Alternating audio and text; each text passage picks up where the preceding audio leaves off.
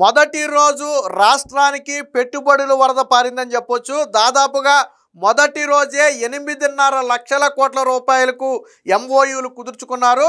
ముందు రోజు కుదిరినటువంటి ఎంఓయూలతో కలిపి మొత్తంగా 13 లక్షల కోట్ల రూపాయల ఎంఓయూలు సుమారు కుదుర్చుకున్నారు. దాంతోపాటు 13.5 లక్షల మందికి ఉపాధి లభించే అవకాశం ఉందని చెప్పి అంచనా కూడా వేయడం జరిగింది. పారిశ్రామిక రంగంలోనే ఇది ఒక చరిత్ర అని చెప్పొచ్చు. ఒక్క రోజులోనే ఇంత భారీ స్థాయిలో ఎంఓయూలు కుదుర్చుకోవడం అనేది గతంలో ఎక్కడా కూడా జరగలేదు. ఆ స్థాయిలో ఆ ఎంఓయూలు కుదుర్చుకోవడం జరిగింది. రెండోది, ప్రపంచ దిగ్గజ సంస్థలందరూ కూడా నిన్న చంద్రబాబు గారు కావచ్చు, నారా లోకేష్ గారు కావచ్చు, ఆ సంస్థను తమ దగ్గరికి తీసుకురావడానికి ఎంత కృషి చేశారో స్వయంగా వాళ్ళే చెప్పారు. మీరు నేను చెప్తే వాళ్ళకి ఏదో డప్పు కొడుతున్నాం, లేకపోతే వీళ్ళేదో అనుకూల మీడియా కాబట్టి అనుకూలంగా మాట్లాడతారు కాబట్టి అలాగే చెప్తారు అనుకుంటారు. బట్ ఒక పరిశ్రమను పెట్టే సీఈఓ కావచ్చు, ఆ సంస్థ ఫౌండర్ కావచ్చు, వాళ్ళు చంద్రబాబు గారి గురించో లోకేష్ గురించో గొప్పలు చెప్పాల్సిన అవసరంలా. వాళ్ళకి అవకాశాలు ఉంటే పెట్టుబడి పెడతారు, లేదా ఇంకో చోట పెట్టుకుంటారు. వాళ్ళకి ఎక్కడైనా సరే రెడ్ కార్పెట్ పరుస్తారు. కానీ అలాంటి వాళ్ళు కూడా చంద్రబాబు గారు, నారా లోకేష్ గారు ఎంత మెప్పించి ఒప్పించి వాళ్ళని ఇక్కడికి తీసుకొచ్చారో స్వయంగా వాళ్ళ మాటల్లోనే చెప్పారు. ఎందుకంటే వాళ్ళు ఆ విధంగా మమ్మల్ని మెప్పించారు. సో అందుకనే మేము ఏపీ వచ్చాము, లేకపోతే రాకపోదు మేము అని స్వయంగా నిన్న పారిశ్రామిక దిగ్గజాలే చెబుతున్నారు. అంటే అది చంద్రబాబు గారు, నారా లోకేష్ ఉన్నటువంటి పట్టుదల, కృషి. అంటే పరిశ్రమలను తీసుకురావడానికి ఎంత పరితపించారనే దానికి ఇదొక నిదర్శనం. 13.5 లక్షల సుమారు ఉద్యోగాలు కల్పించడానికి అవకాశం అంటే ఆషామాషి వ్యవహారం కాదు.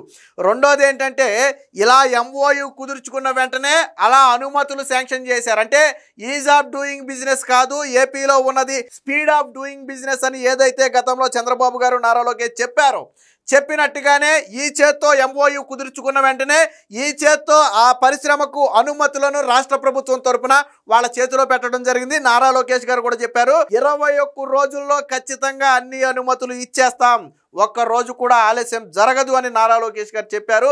ఈ రోజు వేదిక మీదే వాళ్ళకు అనుమతులు కూడా ఆ చేతిలో పెట్టడంతో ఆ సంస్థ ఉబ్బుతిబ్బి అయిపోతుంది. ఎందుకంటే చాలా ప్రభుత్వాలతో ఎంఓయూలు కుదుర్చుకుంటారు, కుదుర్చుకున్న కొంతకాలం గడిచిన తర్వాత వెనక్కి కూడా వెళ్ళిపోతారు. ఎందుకంటే వాళ్ళకి కుదరదు, ఆ ప్రభుత్వాలతో పడదు. ఫర్ ఎగ్జాంపుల్ జగన్మోహన్ రెడ్డి చూడండి, రెన్యూ ఎనర్జీ ఉంది, ఆల్రెడీ చంద్రబాబు గారి హయాంలో 2018లో ఒప్పందం చేసుకున్నారు.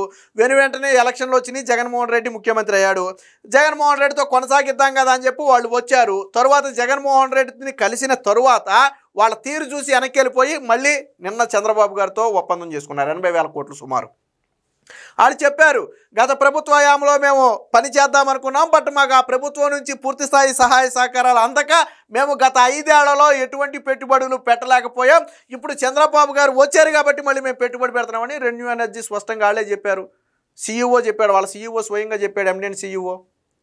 అంటే రాష్ట్ర ప్రభుత్వం ఎంత శ్రద్ధ చూపుతుంది పరిశ్రమల మీద అనడానికి ఇదొక నిదర్శనం. దీనికి సంబంధించి ఏ పెట్టుబడులు కుదిరినాయి అనేది మనం ఒకసారి చూద్దాం. పెట్టుబడుల ధమాకా తొలి రోజే 8.26 లక్షల కోట్ల ఎంఓయూలపై సంతకాలు. ముందు రోజుతో కలిపి 11.91 అంటే దాదాపుగా 12 లక్షల కోట్లకు ఎంఓయూలు. దీని ద్వారా 13.32 లక్షల మంది యువతకు ఉద్యోగ అవకాశాలు. ముఖ్యమంత్రి చంద్రబాబు సమక్షంలోనే 41 ఒప్పందాలు. మొత్తంగా సుమారుగా 365 కంపెనీలతో నిన్న ఒప్పందాలు చేసుకున్నారు. అందులో 41 కంపెనీలు స్వయంగా చంద్రబాబు గారి చేతుల మీదుగా ఆ ఒప్పందం చేసుకున్నాయి. మరికొన్ని నారా లోకేష్ గారి చేతుల మీదుగా, మరికొన్ని ఇతర అధికారుల చేతుల మీదుగా అయితే ఆ ఒప్పందాలు అయితే జరిగాయి. సో మంత్రుల ఆధ్వర్యంలో మరొక 324 సంస్థలతో అవగాహన ఒప్పందాలు.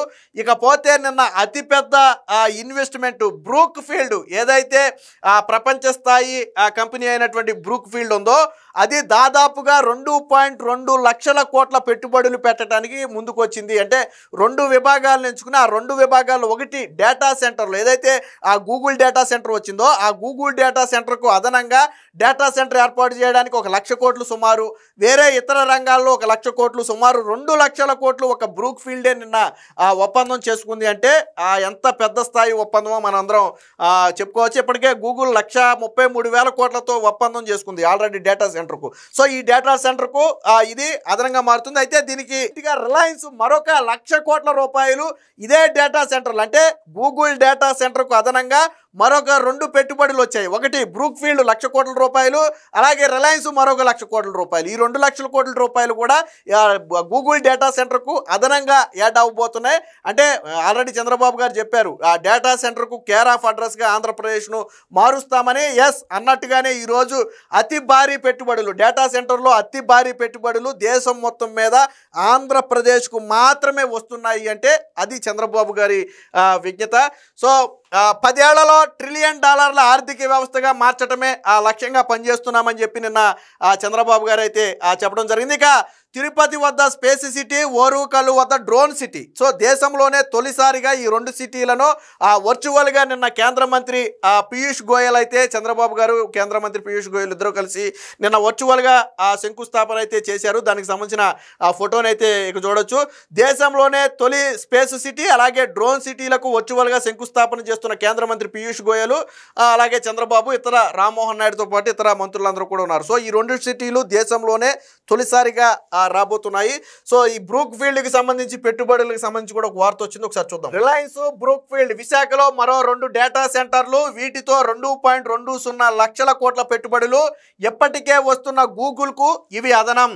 పునరుత్పాదక ప్రాజెక్టుల్లో బ్రూక్ఫీల్డ్ భారీ పెట్టుబడులు. డేటా సెంటర్ల చరిత్రలో విశాఖపట్నం దేశానికే తలమానికంగా నిలుస్తుంది.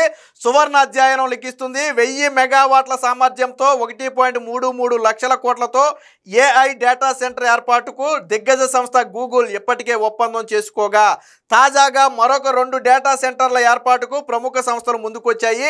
1.10 లక్షల కోట్లతో డేటా సెంటర్ ఏర్పాటుకు తాము సిద్ధంగా ఉన్నామని రిలయన్స్ ప్రకటిస్తే, మరొక దిగ్గజ సంస్థ బ్రూక్ఫీల్డ్ కూడా విశాఖకు వచ్చేందుకు సిద్ధమని ప్రకటించింది. విశాఖలో 1000 మెగావాట్ల సామర్థ్యంతో డేటా సెంటర్ ఏర్పాటుతో పాటు రాష్ట్రంలోని వివిధ ప్రాంతాలలో ₹1,00,00,000 కోట్ల పెట్టుబడులతో పునరుత్పాదక విద్యుత్ ప్రాజెక్టులు ఏర్పాటుకు సిద్ధమని చెప్పింది. అంటే ఆ రిలయన్స్, బ్రూక్ఫీల్డ్ ఈ 2 సంస్థలు నిన్న చంద్రబాబు గారితో ఒప్పందం చేసుకోవడంతో దాదాపుగా ₹2,00,00,000 కోట్ల అదనంగా ఇప్పుడు ఆ డేటా సెంటర్లకు అయితే రావడం జరిగింది. సో బ్రూక్ఫీల్డ్ అనేది ప్రపంచ దిగ్గజ సంస్థ. బ్రూక్ఫీల్డ్ డేటా సెంటర్ ఏర్పాటుకు 2.16 లక్షల కోట్లు పెట్టుబడి పెట్టేందుకు సిద్ధమైంది. ఒకటి విశాఖలోని డేటా సెంటర్ ఏర్పాటుకి ఆసక్తి చూపింది.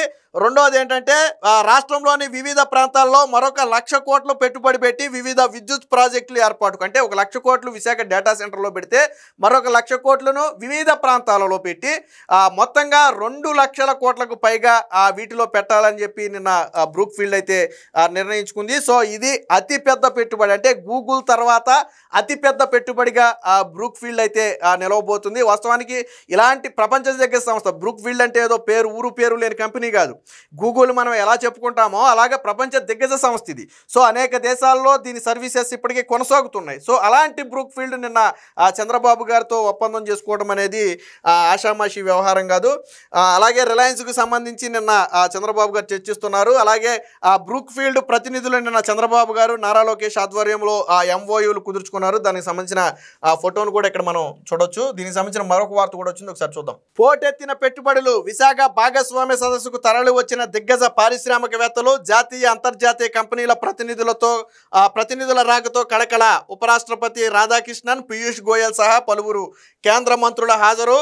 తొలి రోజే 11.92 లక్షల కోట్ల ఒప్పందాలు, తద్వారా 13.32 లక్షల మందికి ఉపాధి అవకాశాలు. 1000 మెగావాట్ల సామర్థ్యంతో రిలయన్స్ డేటా సెంటర్, 2.16 లక్షల కోట్ల పెట్టుబడులకు బ్రూక్ఫీల్డ్ ఒప్పందం. సో ఇవి ఆషామాషి పెట్టుబడులు కాదు. ఇక ఉపరాష్ట్రపతి నిన్న ఏపీ గురించి, చంద్రబాబు గారి గురించి మాట్లాడారు. భారత్ ఏపీలో పెట్టుబడులు పెట్టేందుకు ఇదే సరైన సమయం అని చెప్పి నిన్న ఉపరాష్ట్రపతి అయితే చెప్పడం జరిగింది. త్వరలోనే 2 కూడా మార్చబోతుంది. ఆ స్థాయిలో అత్యంత ప్రతిష్టాత్మకంగా గత 2 నెలల ముందు నుంచి దీన్ని ప్రీ ప్లాన్డ్గా చేశారు.